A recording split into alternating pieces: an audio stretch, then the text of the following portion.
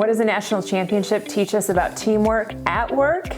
We'll dive into Michigan's historic national championship run and figure out which lessons leaders can apply to improve collaboration, engagement, and performance at work. Let's jump in.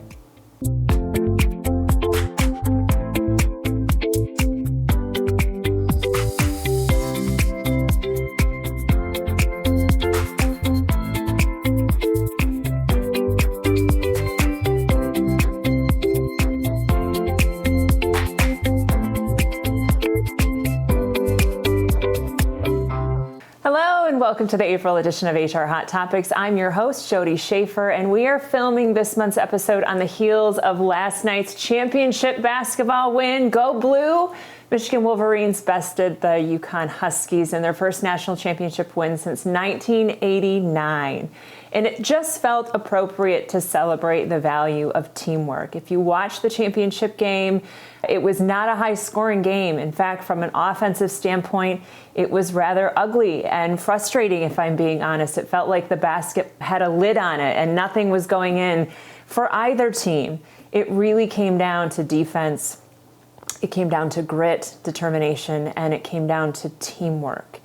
And Michigan has had a strong team, a deep team all season long. Now, my allegiance to Michigan is somewhat newfound. I do appreciate either Michigan team being in a finals. I can root for either one, which I know is almost sacrilege. But my daughter is currently attending Michigan, and so as my husband and I say, we have 35,000 reasons a year to cheer for the Wolverines. And so we were absolutely cheering for them last night. And the teamwork was on full display. The team was battling some adversity, some injuries. It's really phenomenal to think that a coach in his second season with a team could pull together a group of individuals from various schools. A lot of those kids are transfer students, and have a game plan that is so clear where every one of them knows their role. And on any given night, one could be a star, but it's not the same star every night.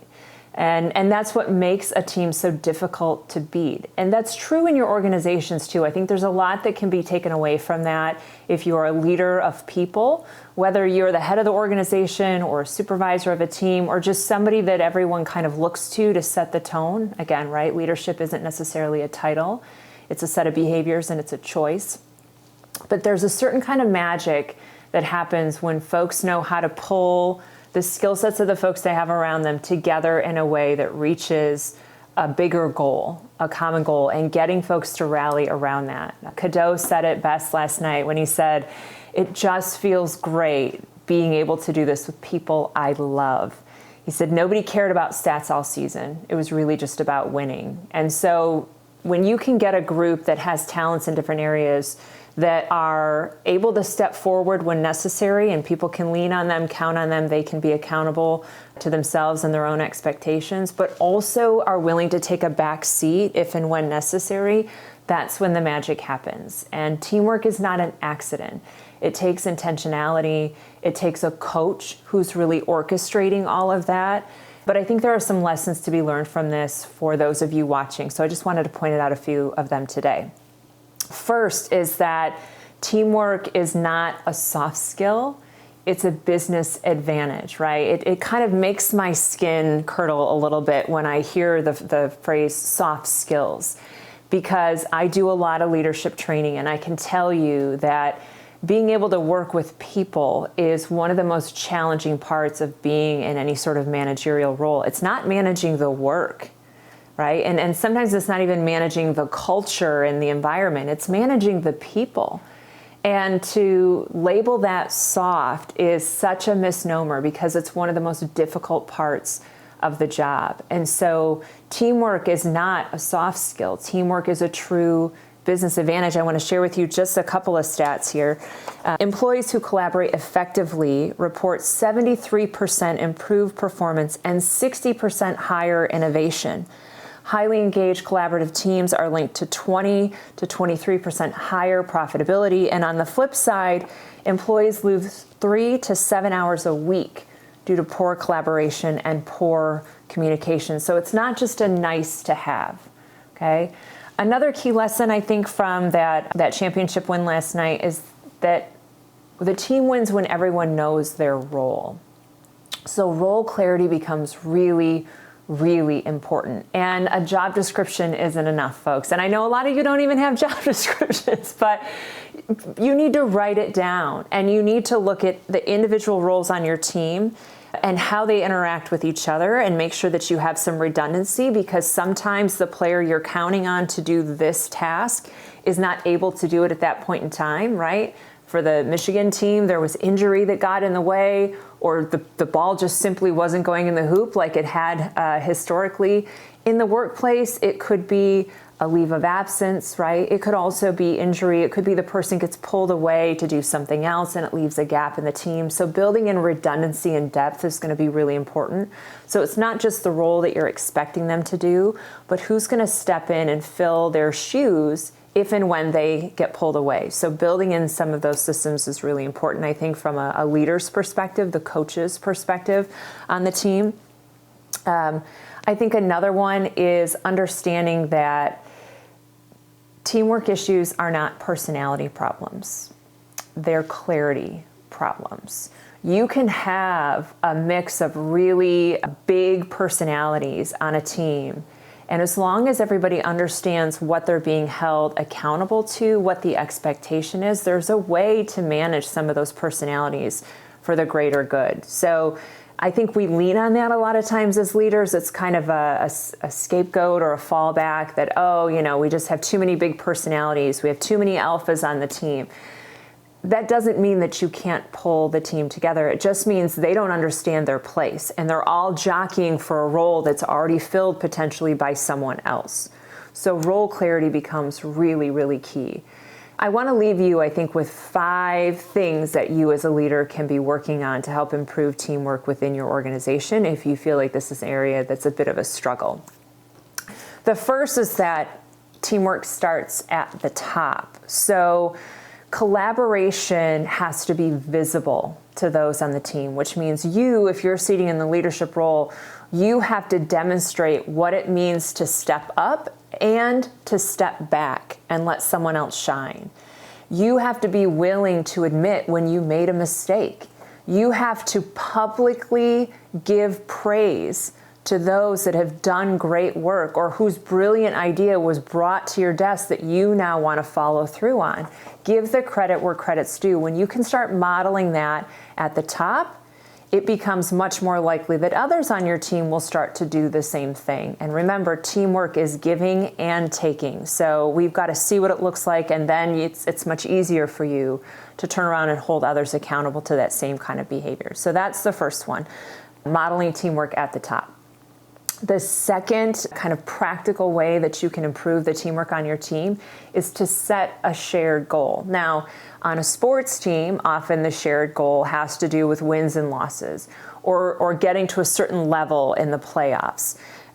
That's not necessarily true at work, but there are wins at work too. How do we quantify them? What is something that's a shared goal that we can all get behind that has a metric that we can measure? And then are you giving feedback on progress towards the goal regularly?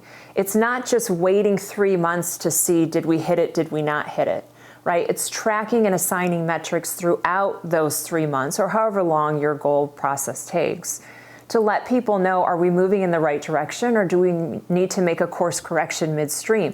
When people can see those indicators, right, it's much more likely that they will be energized and enthused and push in that common direction that you want them to go. So setting a shared goal is the second one. The third one, and I've mentioned it already, clarifying roles. Everyone needs to understand what their core responsibilities are, what their secondary responsibilities are, which might include backing up or cross-training for someone else. And they need to know, in these situations, you are expected to take the lead. And in these situations, you're expected to pull back and defer to this subject matter expert on our team who would take the lead. Now, you obviously can have a difference of opinion about the best course of action, about behaviors and standards. Good teamwork doesn't mean that there is no conflict, which takes me to another core principle here, which is normalizing communication. specifically communication where there is a conflict or a difference of opinion about the best path forward, okay? Conflict around people is not something that should be encouraged in an organization, but conflict around ideas and decisions and behaviors absolutely can and should be encouraged in a team. If you can't have those hard conversations with each other, if you are not willing to hold yourself and others to a standard that has been clearly defined, then who's going to do it, right? And it's not the coach's responsibility. It's not the supervisor or the manager's sole responsibility to motivate every single individual on the team. There has to be a certain amount of self-motivation and I think empowerment for players or coworkers to call each other out in a professional way. But if you don't care enough to call someone out, right, then do you care enough about the work at all? Or is this just a paycheck for you? I want to build teams where everybody cares about that shared goal, sees their place in it, sees that their efforts matter, gets the recognition when they're moving, right, and doing and saying and making decisions that further those goals. That's my job as a coach. That's your job as a leader. But building in skill sets where the team can have difficult conversations with each other is another important component of that. It can't always be the coach or the leader leading that piece. If that is difficult for you, you're not alone. It's difficult for a lot of teams. And there's a way, it's a skill like anything else. You can learn how to do this and how to do it better. On that note, as an aside, if you are looking for improvement in that area, we are hosting an in-person training next month, May 20th in Okemos, that focuses all around diagnosing employee issues, performance behavior, and having the hard conversations. So to that point, right, that communication component of building good teams, if you need help there, May 20th, join us. We can assist with that. Another and the final practical way in which you can really encourage teamwork on your team is to reward team behavior. Yes, acknowledging individual contributions is important. People want to feel like their efforts matter, right? There's something called the psychological contract, which essentially means I feel like what I put in is rewarded with what I get out. So that's important, but don't overemphasize individual contributions for the sake of the team goal. Remember, setting that shared goal is important. And so you want to make sure that you're rewarding team behaviors, team contributions, right? Team accomplishments, because that's what reinforces this idea that it's not just about me, it's about we, right? Us. And so making sure that what you reward and what you punish also has that collective viewpoint is going to be really key here. So with that, I will leave you. Again, if your organization is struggling with performance or burnout or communication, the solution might not be hiring better people. It might be building better teams. So with that, I will leave you. Congratulations again to the Michigan National Championship basketball team. Go Blue, and we will see you again next month in May.